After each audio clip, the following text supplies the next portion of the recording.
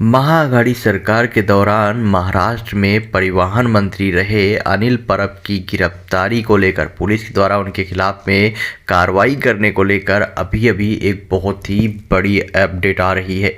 अनिल परब के बारे में आप सबको बहुत अच्छे से ही पता होगा। अनिल परब जो है वो उद्धव ठाकरे गुट के एक बड़े नेता हैं और साथ में ही खास करके यहाँ पर उद्धव ठाकरे के सबसे ज़्यादा करीबी नेताओं में से एक है।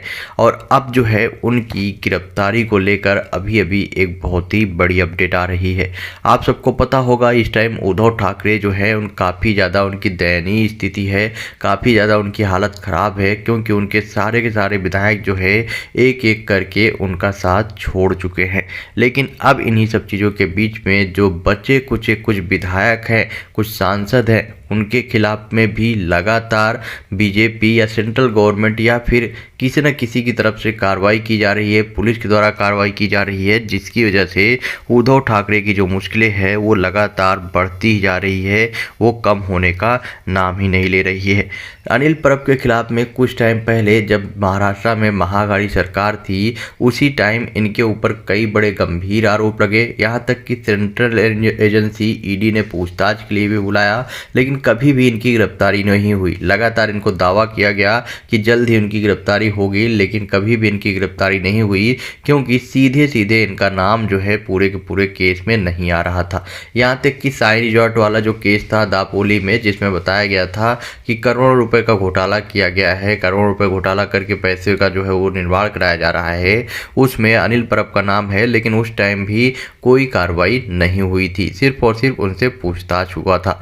लेकिन इन्हीं सब चीज़ों के बीच में कुछ दिनों पहले जब बीजेपी नेता किरीट सोमैया ने जाकर एक एफआईआर सीधे अनिल परब के खिलाफ में दर्ज कराई, धोखाधड़ी का 420 का, उसके बाद इनके खिलाफ में कार्रवाई करने की बात सामने आने लगी और सीधे बोला गया कि जल्द ही पुलिस कार्रवाई करते हुए इनको गिरफ्तार कर लेगी।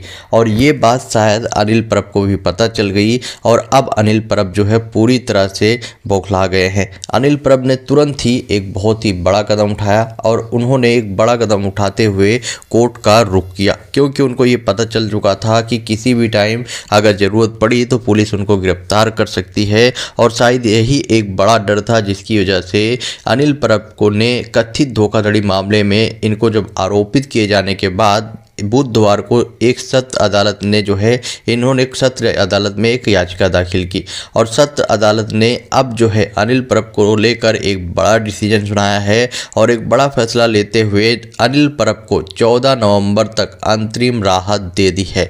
यानी कि 4 दिनों के लिए अनिल परब को 3 से 4 दिनों के लिए राहत दी गई है और बोला गया है कि अभी पुलिस के द्वारा सीधे अनिल परब के ऊपर कार्रवाई ना किया जाए, पुलिस के द्वारा सीधे उनके खिलाफ कार्रवाई करते हुए गिरफ्तार ना किया जाए। आपने एफआईआर दर्ज किया है, ठीक है, लेकिन अभी 14 नवंबर तक हम जो है अनिल परब को टाइम देते हैं, वो अपने बचाव पक्ष में जो चीज़ें चाहे रख सकते हैं। मतलब कि कोर्ट के जज ने यहाँ पर सीधे अनिल परब को जो है राहत दी है, वो भी 14 नवंबर तक के लिए। मतलब कि यहाँ पर अनिल परब को भी ये बात लग रही थी कि पुलिस इस बार जो उनके खिलाफ में एफआईआर दर्ज की है वो उनके खिलाफ में कार्रवाई कर सकती है और गिरफ्तार कर सकती है।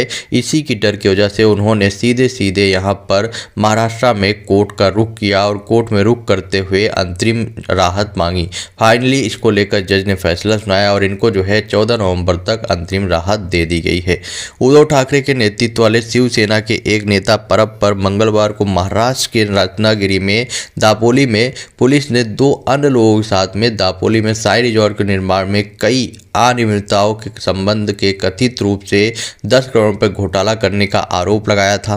प्राथमिकी जो है एफआईआर जो है वो भाजपा नेता किरीट सोमैया की शिकायत के आधार पर दर्ज की गई थी। मामले के संबंध में ईडी द्वारा पहले ही पूछताछ कर चुके परब ने सभी इनकारों से मना किया है। उन्होंने यानी अनिल परब ने मुरुद गांव के पूर्व सरपंच सुरेश तुपे, तत्कालीन ग्राम सेवक आनंद कोहली के खिलाफ भारतीय दंड संहिता की धारा 420 धोखाधड़ी और 34 सामान्य इरादा के तहत प्राथमिकी दर्ज कराई थी। प्राथमिकी में कहा गया कि परब ने अन्य लोगों के साथ में मुरुड गांव, उसके साथ में ही पंचायत के आधिकारिक रिकॉर्ड में भूमि के कराधान के संबंध में झूठी प्रविष्टियां की थी, जहां पर रिजॉर्ट बनाया गया। सुमैया ने आरोप लगाया कि रिजॉर्ट का स्वामित्व पूर्व मंत्री परब और सदानंद कदम के पास है और परब ने 10 करोड़ रुपए का इसमें घोटाला किया है, जिसको लेकर सीधे सीधे सेंट्रल एजेंसी के द्वारा भी कार्रवाई करते हुए इनसे पूछताछ के लिए इनको समन भी जारी किया गया था। लेकिन उस टाइम इनकी गिरफ्तारी संभव नहीं हो पाई थी, जिसको लेकर अब जो है जब महाराष्ट्र में इनकी सरकार गिर गई, यानी महाअघाड़ी सरकार गिर चुकी है, अब बीजेपी और साथ में ही एकनाथ शिंदे की सरकार है, तो यहाँ पर बीजेपी नेता किरीट सोमैया ने एक बड़ा कदम उठाते हुए जाकर पुलिस में एक एफआईआर दर्ज करा दी। इस एफआईआर के दर्ज होते ही पुलिस ने भी अपनी जांच स्टार्ट की और इनके खिलाफ कार्रवाई करने की बात जो है सामने आने लगी और उनको गिरफ्तार करने की भी बात सामने आने लगी, जिसके जस्ट बाद इन्होंने एक बड़ा कदम उठाते हुए कोर्ट का रुख किया। कोर्ट में जाकर इन्होंने अंतरिम यहाँ पर इनको रिलीफ दे दी गई है। जांच से स्पष्ट रूप से पता चला है कि जून 2019 और नवंबर 2019 की अवधि के दौरान संपत्ति के मालिक, साई रिजॉर्ट के जो संपत्ति के मालिक के रूप में परब ने संपत्ति पर कर लगाने के लिए आवेदन किया था, जो कि पूरा भी नहीं हुआ था और यात्रा की उचित प्रक्रिया का पालन किए बिना एक पुलिस अधिकारी ने कहा कि साइट और भवन के पूरा होने को सुनिश्चित करने के लिए ग्राम पंचायत ने प्रासंगिक कर लगाया और एकत्र भी किया था। सीधी सी बात है इसमें कि यहाँ पर ग्राम पंचायत के द्वारा न सिर्फ प्रासंगिक कर लगाया गया बल्कि उसको एकत्र भी किया गया।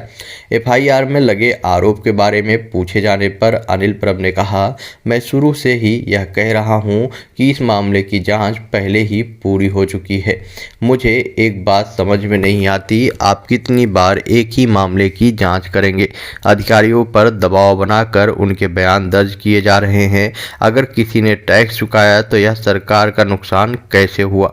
टैक्स नहीं भरा तो सरकार को नुकसान होता है, लेकिन टैक्स का भुगतान सदानंद कदम ने किया था, यह उनके बैंक खाते से डेबिट हो गया था। बयानों में ये बातें हैं। पुलिस ने पहले ही रिपोर्ट दे चुकी है। इस मामले को अदालत में रखेंगे और वहां पर अब कोर्ट के द्वारा ही फैसला सुनाया जाएगा।